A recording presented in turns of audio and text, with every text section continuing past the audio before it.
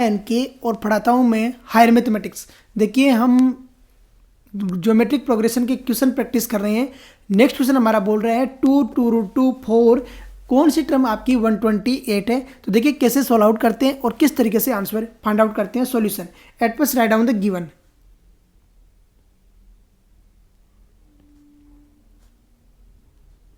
Given है आपको 2 2 √2 4 और इसी तरीके से आगे बढ़ रहा है सीक्वेंस और लास्ट आ रहा है कितना 128, यही बोल रहा है। अब देखिए ही है, सबसे पहले देखिए कॉमन डिफरेंस क्या आ रहा है। तो ही है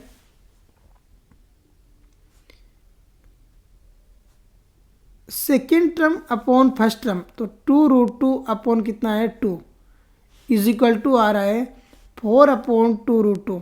अरे आ रहा है नहीं आ रहा है, और कितना आ रहा है इज इक्वल टू आ रहा है आपका √2 आ रहा है, इज इक्वल टू कितना आ रहा है √2 आ रहा है। So it's GP, so it's GP. अरे है या नहीं है। अब देखिए ना हियर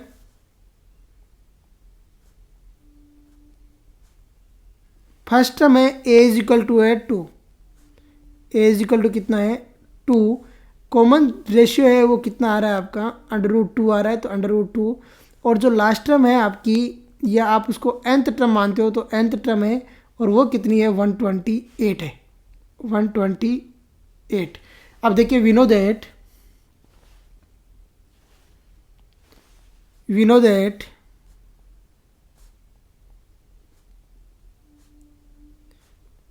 we know that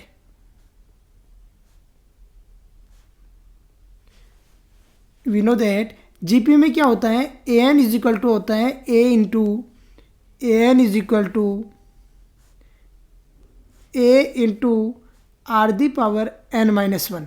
अरे होता है नहीं होता है हियर। अब यहाँ पर देखिए आर की वैल्यू, तो हियर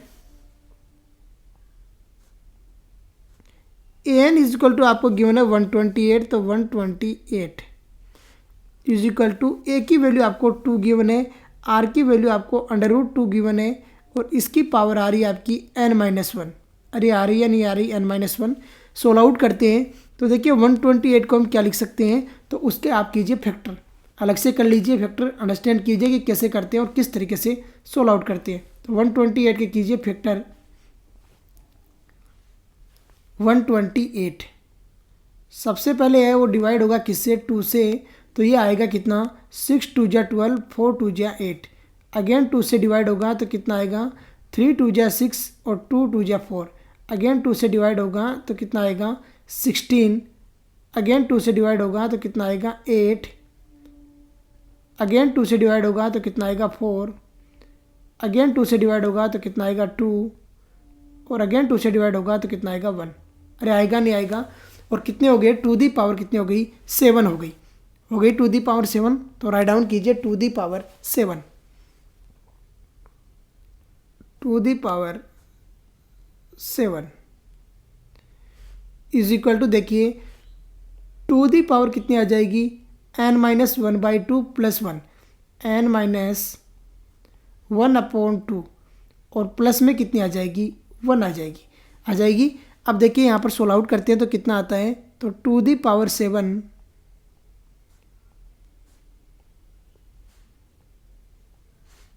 इज इक्वल टू यहाँ पे कितना आएगा 2 दी पावर, एलसीएम आ गया 2, तो 2 आ गया एलसीएम, और ये बन गया n-1 + 2। अरे बन गया n-1 + 2 बन गया। अब देखिए आपको पता है कंपेयर करवाते हैं, तो बाई कंपेयर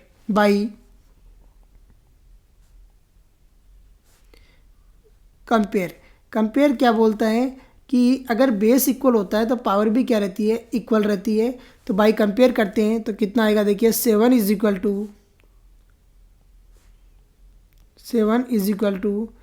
n+1/2, n+1/2, और यहाँ से आपके पास में आ गया n+1 is equal to 14, n+1 is equal to 14।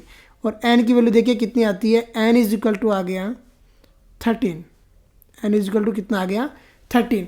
Right down कीजिए। So n is equal to 13। So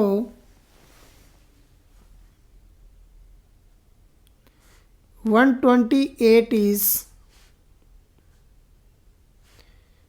13th term. कौन सी टर्म है? 13th term. इस तरीके से आपको सोल्व आउट करना है और आंसर फाइंड आउट करना है। ये तरीका है क्वेश्चन को सोल्व आउट करने का। अंडरस्टैंड कीजिए कि कैसे लेके चलते हैं और किस तरीके से वैल्यू फाइंड आउट करके लाते हैं। यही तरीका है, अंडरस्टैंड कर लीजिए कि क्या वैल्यू रहती है और किस तरीके से आपको सोल्व आउट करके दिखाना है। तो इसी के साथ में आज का लेक्चर फिनिश करते हैं।